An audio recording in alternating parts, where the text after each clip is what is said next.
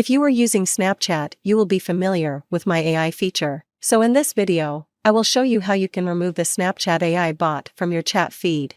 In your chat feed, you will see my AI chatbot. But if you go to the chat settings of AI, you won't see any option to remove or delete this chat.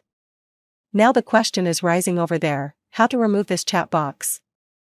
According to Snapchat, you can remove the AI feature if you are subscribed to Snapchat Plus. Here you can see the post on the Snapchat support page regarding my AI removal. How do I unpin or remove my AI from my chat feed?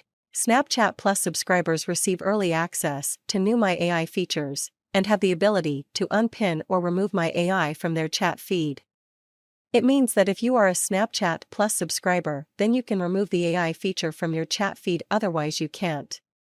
If you found this video helpful, please like this video and subscribe us for more. Thanks for watching.